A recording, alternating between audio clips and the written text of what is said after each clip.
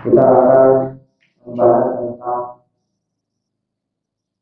hukum mengucapkan selamat Natal dan merayakan tahun baru Masehi. Kita tahu bahwasanya besok itu kita sudah masuk tanggal 25. Jadi tanggal 25 itu adalah hari libur, tanggal merah, dan tanggal di mana mereka umat Nasrani merayakan hari raya mereka. Hari raya Lebaran. Jadi ada 3 hal di dalam 25 Desember tersebut. Yang pertama, sebelum kita membahas hal tersebut, kita membahas dulu hukum daripada mengucapkan selamat Natal bagi kita seorang muslim. Sekarang ada selisih pendapat. Jadi masing-masing daripada pendapat itu punya dalil atau hujah yang sama-sama kuat. Namun di sini melihat aspek situasi dan kondisi juga, sehingga kita bisa melihat mana yang sesuai dan mana yang tidak. Yang pertama, ada yang mengatakan boleh mengucapkan selamat Natal. Mereka berdalil dengan ayat Al-Mumtahanah, boleh dibuka ayat 8 sampai 10. Jadi dalam ayat tersebut juga dijelaskan tentang kehidupan sosial. Al-Mumtahanah ayat 8 sampai 10. Ayat ke 8 sampai 10. A'udzubillahi minasyaitonir rajim. La yanhaakumullahu 'anil ladzina lam yuqatilukum fid-din wa lam yukhrijukum min diyarikum an tabarruhum wa tuqsitu ilayhim. Innallaha yuhibbul muqsitin.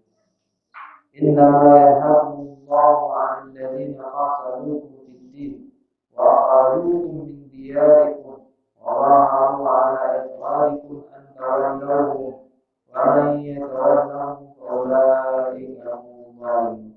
Ya ayyuhalladzina amanu idza ja'akumul mu'minatu muhajiratun famtahinuhunna Allahu a'lamu bi-imanihin فإن علمتموهن مؤمنات فلا ترجعوهن إلى الكفار لا هن حل لهم ولا هم يحلون لهم وآتوهم ما أنفقوا ولا جناح عليكم أن تنكحوهن إذا آتيتموهن أجورهن ولا تمسكوهن بعصم الكوافر واسألوا ما أنفقتم وليسألوا ما أنفقوا ذلكم حكم الله يحكم بينكم والله عليم حكيم. Allah tidak melarang kamu berbuat baik dan berlaku adil terhadap orang-orang yang tidak memerangimu dalam urusan agama dan tidak mengusir kamu dari kampung halamanmu. Sesungguhnya Allah mencintai orang-orang yang berlaku adil. Sesungguhnya Allah hanya melarang kamu menjadikan mereka sebagai kawanmu, orang-orang yang memerangi kamu dalam urusan agama dan mengusir kamu dari kampung halamanmu dan membantu orang lain untuk mengusirmu. Barang siapa menjadikan mereka sebagai kawan, mereka itulah al-zalim. Wahai orang-orang yang beriman, apabila perempuan-perempuan mukmin datang berhijrah kepadamu, maka hendaklah kamu uji keimanan mereka. Allah lebih mengetahui mengetahui bahwa mereka benar-benar beriman. Maka janganlah kamu kembalikan mereka kepada orang-orang kafir suami mereka.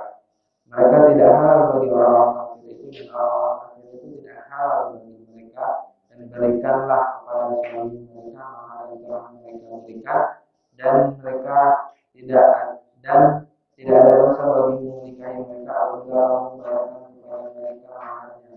Dan janganlah kamu tetap berpegang pada tali pernikahan perempuan kafir, dan hendaklah kamu minta kembali mahar yang telah kamu berikan. Dan jika suaminya tetap kafir, biarkan mereka minta kembali mahar yang telah mereka bayarkan kepada mantan istrinya yang telah beriman.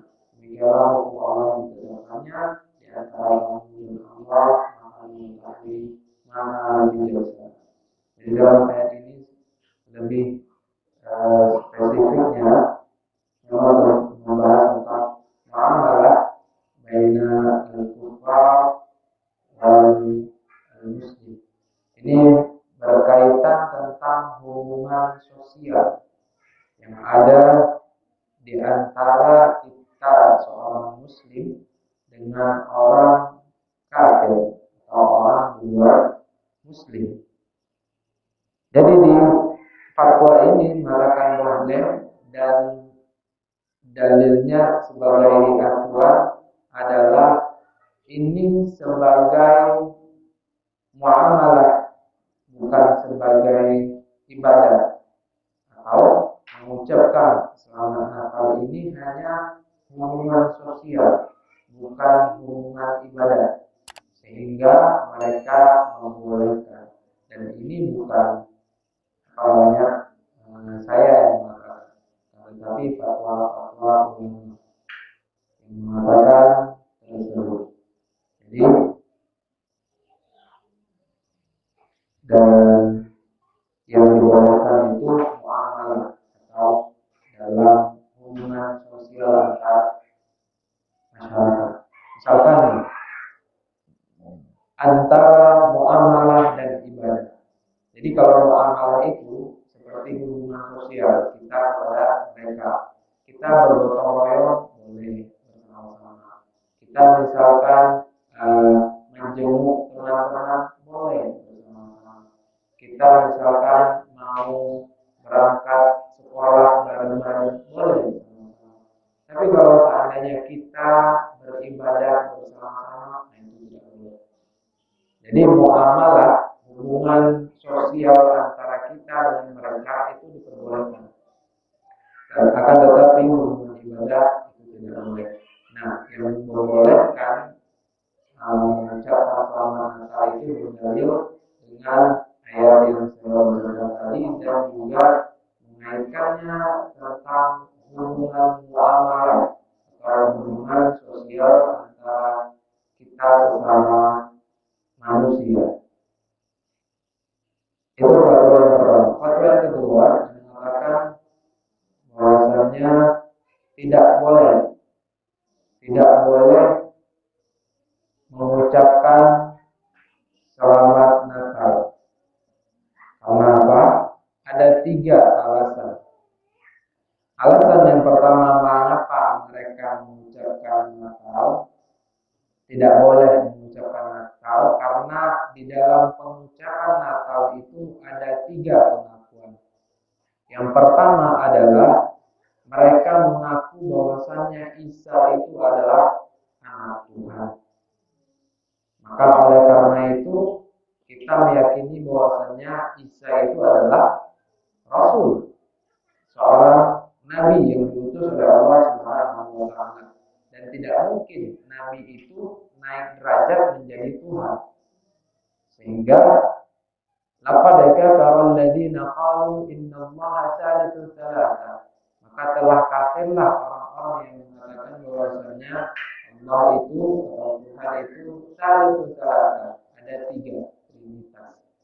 Dan itu sudah dibantah langsung oleh ayat Allah Subhanahu wa Ta'ala di dalam Al-Qur'an Al-Karim. Itu pengakuan pertama. Pengakuan yang kedua adalah Isa lahir 25 Desember. Nah, kita tahu bahwasanya Maryam itu memegang Isa dan ketika itu tidak ada makanan. Jadi posisinya Maryam ibunya Isa itu baru melahirkan, tidak ada makanan karena terlahir di tepian kota. Jadi beliau itu melahirkan itu di tepian kota. Allah Subhanahu wa taala memerintahkan kepada Maryam untuk menggoncang batang kurma. Tusawwif 'alaiha ruqan. Maka ketika digoncangkan pohon kurma tersebut, jatuh buahnya, jatuh buah ruqan. Nah, di bahasa Arab atau di dalam kurma itu ada bermacam-macam kurma. Yang biasa kita makan itu tamar. Ada beberapa fase gitu. Seperti kita sekarang ada mangga. Mangga itu mengkal, mangga mateng banget baru busuk. Nah, kalau kurma itu ada kurma yang kalau bahasa Indonesia, kalau bahasa Sumatera itu atau bahasa Aceh itu utik, yang belum bisa dimakan atau masih pahit. Itu setelah itu ada yang namanya balah, ada yang namanya kurma mengkal. Setelah itu baru jadi kurma rokok yang memang udah matang. Setelah itu baru jadi tamar. Tamar itu adalah yang keempat atau yang terakhir. Dari awal mengkal itu namanya rutok. Rutok awal rutok balah, setelah itu baru tamar atau balah rutok atau tamar. Nah, bisa kita katakan bahwasannya rutok itu adalah buah yang memang baru matang setengah dan dia mengkal, dan itu paling enak istilahnya enak banget buah kurma itu waktu jadi rutok itu. Nah, kurma yang mengkal itu ada di musim panas, bulan Juli sampai Agustus, bukan Desember. Nah, yang lainnya juga Isa lahir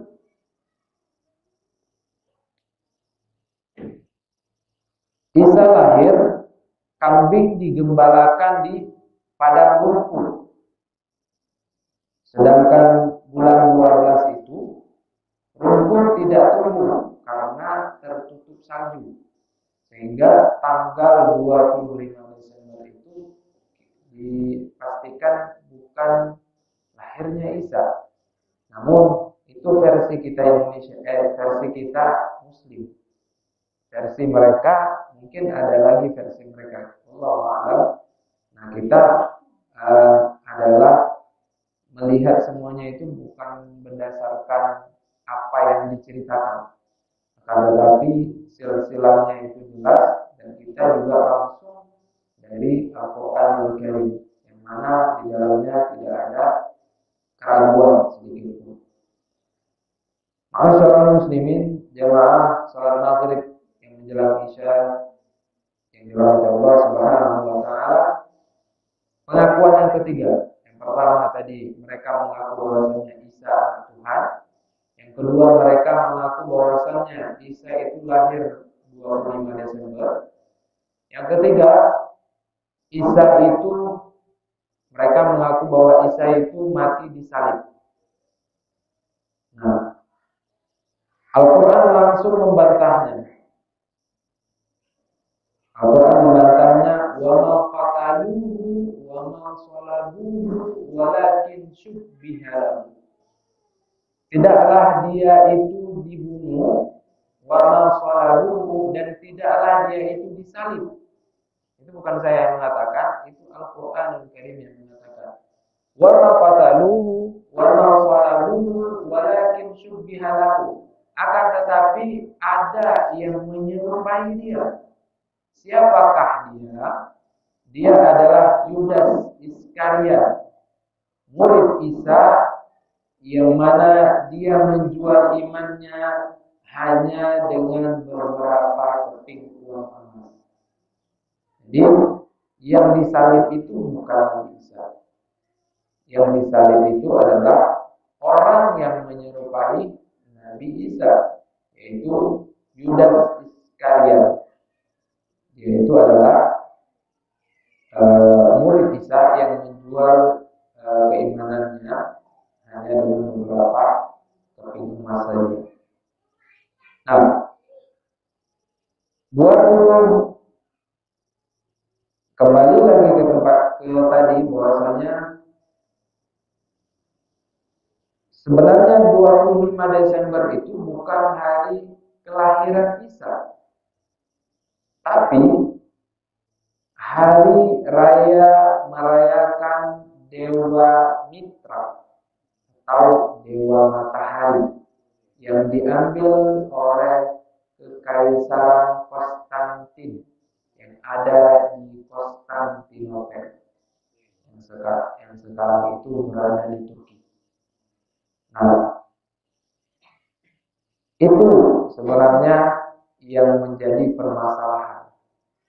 Sekarang yang tidak mengapa banyak yang mengatakan gak boleh mengucapkan yang namanya selamat Natal karena memang kalau seandainya kita mengucapkan selamat Natal, berarti kita sudah mengakui Isa itu anak Tuhan. Berarti kita sudah mengakui bahwasanya Isa lahir 25 Desember. Berarti kita sudah mengakui bahwasanya Isa itu mati disalib. Sedangkan ketiga-tiga pengakuan itu sudah dibantah dalam Al-Quran secara langsung. Dan itu adalah pendapat yang kedua. Pendapat pertama yang mengatakan bahwasanya boleh dengan dalil seperti tadi. Pendapat kedua mengatakan tidak boleh karena itu memang hal ibadah. Dan dalam hal selamat Natal itu ada 3 pengakuan di dalamnya. Pengakuan yang pertama adalah pengakuan bahwasanya Isa anak Tuhan. Pengakuan yang kedua adalah bahwasanya Isa lahir tanggal 20 Desember, dan pengakuan yang ketiga adalah Isa mati di tiang salib. Dan ketiga-tiganya itu dibantah oleh Al-Quran. Masyaallah muslimin, jemaah salat maghrib menjelang isya rahmati Allah Subhanahu wa taala. Ini setiap tanggal mau masuk ke tanggal 25 itu biasanya memang heboh terus. Padahal kita sudah tahu bahwasanya hal seperti itu memang ada perbedaan pendapat, tapi lihat dari segi yang lainnya juga. Misalkan kalau seandainya saya seorang yang memang besar, orang yang besar seperti pemimpin atau seperti presiden, kalau seandainya saya tidak mengucapkan hal selamat tersebut, maka otomatis akan terjadi perpecahan antar agama seperti itu. Sehingga bagi pemimpin tersebut dia harus mengucapkan selamat Natal, dan dia bukan dalam termasuk konteks ibadah. Itu hanya konteks sosial, hubungan sosial antara pemeluk agama Islam dengan pemeluk agama yang lain, seperti itu. Nah, kalau seandainya dalam konteks ibadah, misalkan nih kita nggak ada perlu banget untuk mengucapkan selamat Natal, karena mungkin memang kita nggak mengenal orang-orang atau teman-teman kita itu tidak ada orang-orang Nasrani, kan nggak butuh berarti kita mengucapkan itu. Tapi sengaja kita ketik selamat Natal bagi yang merayakan. Nah itu sudah menjual keimanannya. Seperti itu. Makanya hal-hal yang seperti itu memang harus dijelaskan dari awal memang supaya tidak salah kaprah. Karena memang sekarang itu orang melakukan sesuatu karena banyak yang melakukan. Sebenarnya kalau kita melakukan sesuatu, kebaikankah itu atau keburukan, bukan dilihat daripada banyak orang yang melakukan. Kalau seandainya banyak orang yang melakukan, nanti ada satu sumur, di dalamnya itu ada jurang dalam sampai 1000 meter. Orang ramai-ramai loncat ke dalam sumur. Kita nggak tahu kenapa mereka loncat aja, karena mereka sudah loncat. Akhirnya kita ikut loncat, seperti itu. Dan itu salah kaprah. Tahu-tahunya semuanya di dalam itu sudah ada makhluk yang mana memakan semua orang yang masuk ke situ. Nah itu kan mati konyol sebenarnya. Sehingga patokan baik dan buruknya itu bukan dari banyaknya orang yang melakukan. Patokan baik buruknya itu bukan banyak orang yang melakukan. Tetapi baik dan buruknya itu dilihat dari segi lainnya juga. Ada memang hal-hal kebaikan yang banyak orang lakukan. Namun kita tidak bisa memungkiri juga ada hal-hal buruk juga yang banyak orang lakukan. Sehingga bangsa kita itu biasanya disebut dengan bangsa pengikut. Ada orang melakukan seperti ini, ikutnya. Ada orang buat ini, ikutnya. Seperti sekarang itu. Ada orang joget-joget di TikTok, ikut juga di TikTok. Ada orang misalkan sekarang itu yang lagi heboh itu misalkan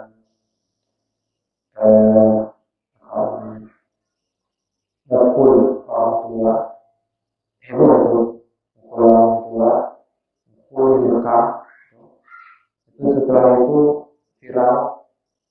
Nah itu dicari, jadi besoknya dia mukul viral, setelah itu minta maaf, mukul viral. Pokoknya nyari viral, nyari gimana caranya dia jadi membuat heboh. Setelah itu diangkat namanya atau orangnya itu terangkat namanya. Setelah itu dapat cuan, dapat duit. Saking dangkalnya ilmu kita, sehingga kita melakukan yang terlalu. Misalkan sebelumnya itu ada ketika musim-musim corona itu ada orang yang istilah ngerjain para bencong-bencong, orang yang itu dikerjain dengan sembako sampah seperti itu. Nah itu tidak boleh. Semata-mata mereka mencari nama supaya naik. Ketika sudah naik, mereka diundang kemana-mana. Diundang kemana-mana, dapat duit dari situ. Alhamdulillah. Oleh karena itu, kita sebagai muslim seharusnya malu melakukan hal-hal yang tidak benar. Kalau seandainya itu benar, bukan dilihat dari banyak dan sedikit orang yang melakukan. Akan tetapi benar itu dilihat tolak ukurnya adalah Al-Quran dan Rasul. Bila bertentangan dengan itu, sudah. Artinya itu bukan kebenaran. Walaupun nanti ada yang lebih baik seperti itu. Masyaallah muslimin, jamaah salat maghrib menjelang isya Allah Subhanahu wa taala. Hal yang kedua adalah merayakan tahun baru. Tahun baru itu biasanya banyak orang yang niup trompet, main kembang api. Setelah itu rasa enggak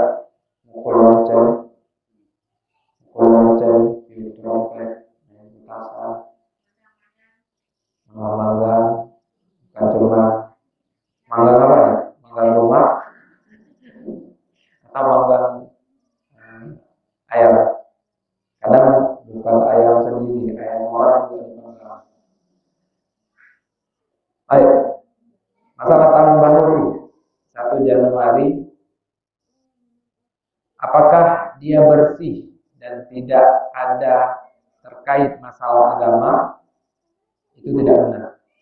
Karena sebenarnya itu ada berkaitan dengan agama. Dan kita harus tahu 1 Januari itu biasanya mereka menyebutkan 1 Januari Masehi, bukan Hijri. Sedangkan Hijriyah itu biasanya kita doa-doa saja. Dan itu sebenarnya yang harus kita lakukan. Nah, dalam hal 1 Januari ini seolah-olah Masehi ini terkait dengan Al-Masih Isa bin Maryam. Lagi-lagi masuk ke Nabi Isa. Jadi kalender ini dibuat oleh Kaisar Julian di Romawi kuno. Sampai Kaisar Julian itu memberikan kalender terbarunya itu kepada Vatikan. Diambillah oleh Paus Gregorian. Paus Gregorian itu memakai kalender Masehi. Nah, sebenarnya ketika semua bangsa-bangsa itu masih dalam kerajaan, ada kerajaan Paus, ada kerajaan Ambon, ada kerajaan lain-lainnya di Indonesia khususnya, kita punya kalender sendiri. Kalender-kalender yang zaman-zaman dulu, yang biasanya Kliwon, Pahing, itu kan biasa dipakai oleh kerajaan-kerajaan kita. Terkikis atau hilang dengan sendirinya ketika memang PBB itu Persatuan Bangsa-Bangsa itu menyetarakan tanggal atau kalender-kalender di dunia. Jadi mereka mengambil satu kalender di dunia yang memang bisa dipakai untuk semuanya. Dan yang dipilih adalah bukan dari Islam, tapi dari Vatikan atau dari Paus Gregorius yang tadi. Setelah itu mereka ambil dan mereka buat acara menurut kalender itu. Yang punya Gregorius itu, Paus Gregorius itu. Oleh karena itu sampai sekarang itu masih ada. Nah, oleh karena itu kita harus jeli sebenarnya bahwa ketika malam tahun baru itu adalah seperti perayaan yang memang ibadah bagi selain orang Islam. Kalau seandainya orang Islam memanggil ibadah dengan cara azan, kalau orang Kristiani memanggil ibadah dengan trompet. Kalau orang Yahudi memanggil ibadah dengan lonceng. Kalau orang Majusi itu orang yang menyembah api. Ada api yang memang mereka sembah. Mereka beribadah dengan dihidupkannya api tersebut. Nah, ketika malam tahun baru ternyata semuanya itu dilakukan. Dihidupkan api. Lalu di triuk trompet. Lalu dibunyikan lonceng-lonceng. Jadi sebenarnya itu tidak boleh kita lakukan. Umat Islam tidak boleh melakukan tersebut. Karena Rasulullah SAW bersabda, "Man tashabbaha biqaumin fahuwa minhum." Barang siapa yang menyerupai sebuah kaum, maka dia termasuk kaum tersebut. Itu bukan saya yang mengatakan. Rasulullah SAW. Saya ulangi sekali lagi, man tasyabbaha biqaumin fahuwa minhum. Barang siapa yang menyerupai sebuah kaum, maka dia termasuk kaum tersebut. Mau bilang lebih. Nah, kalau seandainya kita ikut merayakan tahun baru, berarti kita juga bagian dari mereka tersebut. Karena di dalam Islam itu tidak ada tahun baru. Tidak ada tahun baru. Yang ada hanyalah hijrah dari keburukan kepada kebaikan. Itu dia yang ada. Makanya tahun baru Hijriah itu dimulai bukan dari Nabi lahir, tapi dari Nabi hijrah dari Makkah ke Madinah. Itu tahun pertama Hijriah. Maka kita sebagai Muslim jangan latah, terutama ini orang tua. Jangan sampai nanti latah, mereka punya trompet, beli trompet. Beli trompet. Enggak, kita menyamakan dengan mereka. Nanti ada lagi beli mercon. Mercon itu kadang ada sampai 1 juta. Dibakar habis. Kayak kita bakar duit. Ada duit 1 juta, kita bakar, masukin dalam api. Selesai 1 juta. Nah, itu sebenarnya enggak harus kita lakukan. Tidak boleh dilakukan oleh seorang Muslim. Maka saya menasihatkan kepada diri saya sendiri dan kepada semua kita, terutama yang punya anak dan anaknya biasa kalau seandainya ada teman yang seperti itu, dia pengen yang kayak gitu. Ada mainan yang kayak itu, dia pengen kayak mainan temannya. Sekarang ditahan-tahan. Dan yang misalkan orang ini trompet, mau pengen trompet. Ya. Karena kalau bukan sekarang, kapan lagi mau mendidik anak? Sedikit demi sedikit kita didik. Trompet itu tidak bagus. Trompet itu bukan bagian dari kita. Main yang lain, raket, ambil, main, salah mau ngapain? Ini bola, main. Bola itu enggak dilakukan dengan apa seperti itu. Sehingga kita paham itu.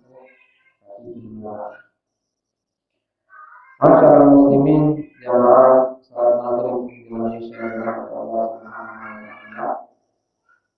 Jadi dalam tahun baru itu ternyata paling banyak maksiat. Jadi saya membaca artikel-artikel sebelumnya di tahun sebelumnya itu yang pertama, ketika ini di kita aja dulu ya, di Jakarta ya.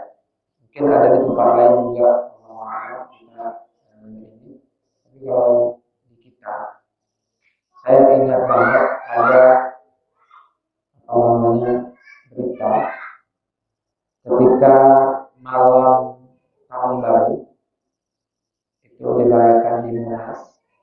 Setelah itu paginya itu kan ada tim kebersihan, tim orel kebersihan Jakarta itu sapu-sapu jalanan semua itu. Yang didapatkan adalah banyak kompor. Nah itu juga bukan rahasia lagi. Yang paling laku di malam tahun baru, yang pertama sabu-sabu, minuman keras, kondom. Karena ada yang berpikiran atau yang biasanya orang-orang baca-baca malam gitu, orang yang berhubungan ketika malam pergantian kampung adalah cinta mereka setia sampai mati. Ada yang begitu ada. Sehingga orang-orang yang nggak tahu atau orang-orang yang jauh dari agamanya ikut-ikutan. Nah, ikut-ikutan ini yang biasanya orang Indonesia ini nggak habis pikir kita. Tanpa ilmu, tanpa apa-apa ikut. Padahal itu salah. Seperti itu. Sehingga nggak heran ketika malam-malam pergantian tahun itu kondom berserakan. Alhamdulillah. Siapa yang melakukannya? Nggak tahu kita. Karena udah selesai. Ibaratnya malam tahun baru itu penuh sesak. Ketika itu nggak ada sempat mikirin orang lihat ke atas, lihat ke sini, ada ini, ada itu, empat. Baginya dapat yang begitu. Kan kita ini juga miris juga. Bukan cuma di Indonesia, di luar negeri juga hampir sama.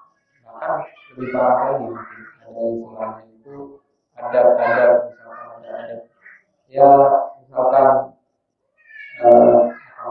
telanjang gitu, telanjang sama-sama itu, alhamdulillah. Sehingga kita sebagai muslim nggak mesti namanya ngikut-ngikut. Kita punya keyakinan sendiri, kita punya prinsip sendiri. Jalankan prinsip dan keyakinan kita, bukan jalankan apa yang banyak orang lakukan. Sehingga kita tidak terjerumus ke dalam hal-hal yang sesat. Alhamdulillah. Itu saja mungkin yang dapat saya sampaikan. Ya, kalau seandainya ada pertanyaan, saya mohon.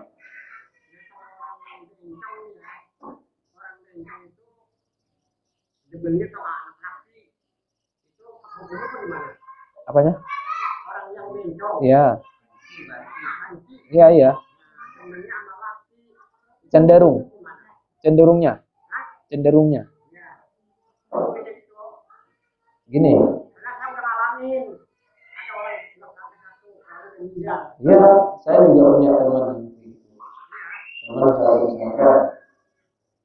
Nah, masalah itu ada dua jenis. Unta muskil wa unta muskil. Ada bencong yang memang dari suaminya. Ada bencong yang memang dia punya dua kelamin. Sehingga cenderungnya kemana. Nah, sekarang istilah itu sudah dinafikan sehingga mereka melihat hormonal saja. Sebenarnya itu tidak bagus juga. Istilahnya itu tidak mesti melihat hormonnya kemana. Apakah dia hormon ke laki atau hormon ke perempuan. Sedangkan dia punya alat kelamin laki. Tapi hormonnya perempuan. Gimana jadi perempuan? Seperti itu. Sehingga ini sebenarnya pembahasannya agak sedikit panjang. Karena nanti berkaitan dengan ilmu kesehatan. Yang memang kita tidak bisa berbicara karena kita kurang ilmu. Masalah ilmu kesehatan. Sehingga hanya orang-orang yang berkecimpung dalam ilmu kesehatan yang tahu. Namun sekarang bukan kecenderungan hormon sebenarnya yang dilihat, tapi bukan hanya kecenderungan hormon, tapi dilihat dari alat-alat juga. Jadi biasanya itu mereka itu karena kebiasaan hidup di satu lingkungan yang berbeda dengan jenis kelaminnya, sehingga dia membawa kebiasaan. Misalkan nih, ada laki-laki itu di sekitar kampung itu tidak ada anak laki-laki, yang ada semuanya anak perempuan. Karena sering bergaul dengan anak perempuan, kebawa kebiasaan perempuan itu di dirinya, sehingga ketika dia itu bergaul dengan laki-laki, dia tidak nyaman. Setelah tidak nyaman tersebut, setelah itu dia minder, jadi introvert seperti itu, sehingga nanti ada kemungkinan dia itu agak tertutup. Pertama, yang kedua, dia itu tidak mau bergabung, sehingga misalkan ada orang-orang yang ingin dia itu berubah misalkan dari kelaminnya atau apa, segera dilakukan karena tidak ada yang mendukung dia. Dan itu banyak terjadi. Itu banyak terjadi di kita. Makanya kita harus mendidik anak kita sesuai dengan jenis kelaminnya juga.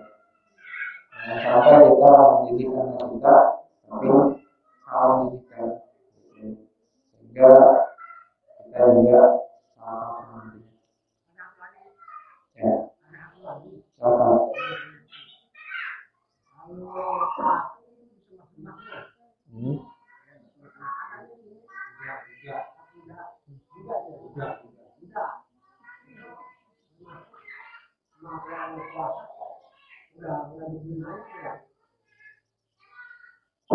Termasuk maha kuasa nggak diterima maksudnya.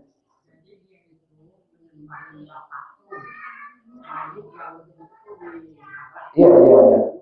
Jadi itu kan kepercayaan mereka, dan kita tidak bisa membandingkan dengan kepercayaan kita. Jadi kepercayaan kita itu adalah kita mengesahkan Allah itu satu, Allah tidak beranak dan tidak diperanakan. Nah, masalah mereka menyembah apa, mereka mau ngapain, itu keimanan mereka. Jangan samakan dengan keimanan kita seorang muslim. Sehingga misalkan mereka itu menyembah patung atau mereka menyembah monyet sekalipun, jangan samakan dengan kita yang menyembah Allah. Sehingga kita mengatakan bahwasannya mereka itu tidak bertuhan atau tidak tidak diterima amalannya. Kita nggak bisa samakan karena memang lakum dinukum waliyadin. Mau bagimu agamamu, bagi saya agama saya. Jangan samakan agama kita dengan agama mereka. Kalau seandainya mau samakan, silakan masuk ke agama kita. Kalau seandainya mau mereka sama dengan kita, antara dua, kita masuk ke mereka atau mereka masuk ke kita. Nggak ada istilah bagi-bagi waktu. Jadi itu juga terjadi ketika dulu Nabi SAW, orang-orang kafir Quraisy itu maunya satu hari itu menyembah Tuhan-Tuhan mereka, satu hari itu menyembah Tuhannya Muhammad. Tapi Rasul langsung menentang, dan Allah Subhanahu wa taala langsung berfirman dalam surat Al-Kafirun, "Wala ana 'abidun ma 'abadtum wala antum 'abidun ma a'budu, lakum dinukum waliya din." Begitu. Saya tidak akan menyembah Tuhanmu dan kamu juga tidak akan menyembah Tuhan saya. Jadi solusinya adalah silakan menyembah Tuhanmu dan kami juga akan menyembah Tuhan kami sendiri. Jangan dicampur. Begitu. Sehingga pertanyaan tadi kita juga belum bisa menjawab, maksudnya kalau belum bisa menjawab, misalnya itu kepercayaan mereka jangan samakan dengan kepercayaan kita. Sehingga kita tidak bisa mengatakan maksudnya doa mereka itu dijawab, doa mereka itu dikabulkan, atau Tuhan mereka itu bagaimana, kita tidak bisa, karena kepercayaan kita berbeda dengan kepercayaan mereka. Ada lagi? Ya, silakan.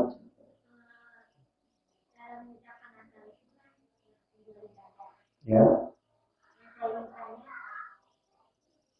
Bagaimana kalau orang Islam itu mengucapkan ulang tahun? Sedangkan ulang tahun itu kan dulunya itu non-muslim. Ya. Jadi berkaitan dengan ulang tahun, makanya dikatakan memang yang disebutkan sendiri.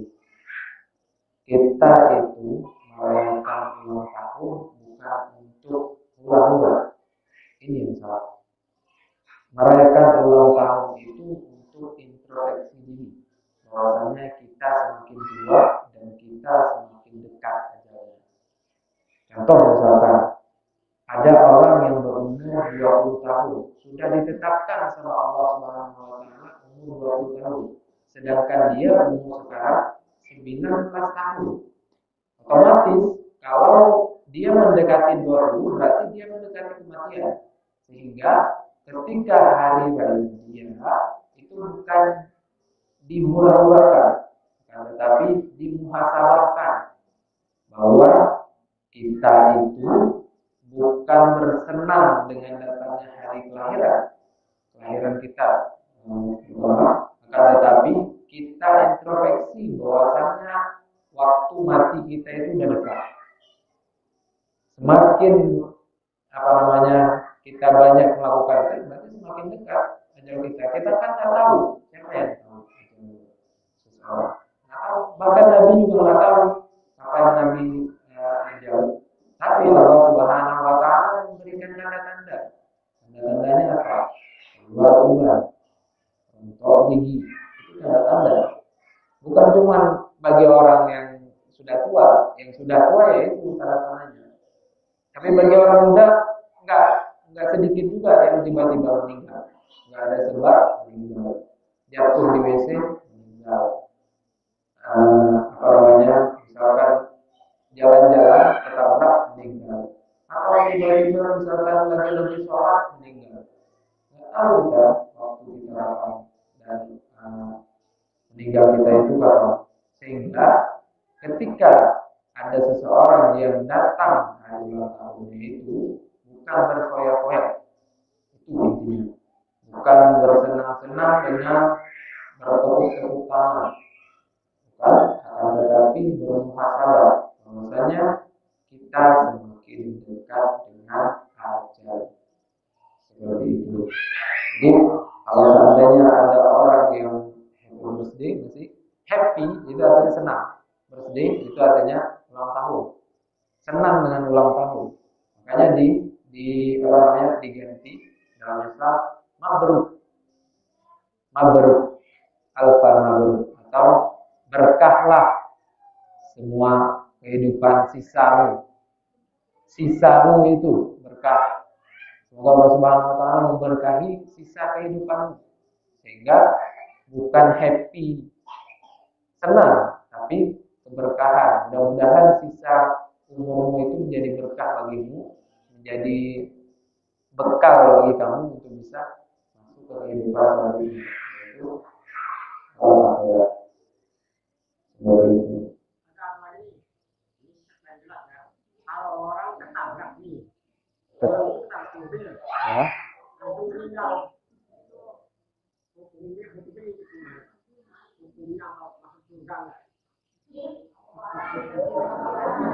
Kalau seandainya kita melihat orang masuk surga itu cuma dari ketabrak, maka rame-rame orang ingin ketabrak. Karena ya. Jadi dilihat itu dari amalannya. Tapi memang ada beberapa perkataan mati syahid. Mati syahid itu seperti halnya orang menuntut ilmu. Dia mati syahid, artinya mati di jalan Allah. Itu yang kita cari. Nah, mati syahid salah satunya adalah mati menuntut ilmu, meninggal. Itu mati syahid. Setelah itu juga dalam hadis mengatakan bahwasanya orang tenggelam. Itu juga mati syahid. Seperti itu. Ada beberapa lagi, memang saya sudah lupa. Ada beberapa nama, saya nggak bisa mengatakan nama lupa, sehingga nanti takutnya susah. Jadi mati syahid itu yang kita cari. Sekarang sholat, minta sama Allah, ya Allah matikan saya ketika saya ibadah. Mati syahid kita. Kalau udah mati syahid, bulat-bulat kita dalam surga. Istilahnya itu timbangannya itu insya Allah lebih berat kebaikannya. Seperti itu. Sehingga minta sama Allah, ya Allah bihusnil khatimah. Husnul khatimah salah satunya dengan mati syahid. Minta sama Allah, ya Allah matikan saya dari ibadah apapun ya. Misalkan saya bersedekah sama orang lain, setelah saya bersedekah saya meninggal, mati syahid. Atau misalkan ketika saya sholat, setelah itu ketika saya sujud saya nggak bangun, mati syahid. Jelas, minta sama Allah.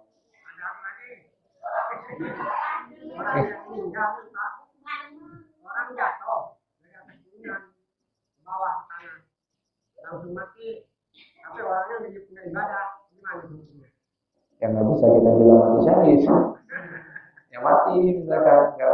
Semua orang itu nggak bisa kita tetapkan dia itu baik atau buruknya. Ketika dia meninggal itu misalkan ada orang baik banget, tapi tiba-tiba meninggal dengan misalkan ketabrak, kepalanya itu hancur. Nggak bisa kita bilang juga dia itu misalkan karena kejelekan, enggak.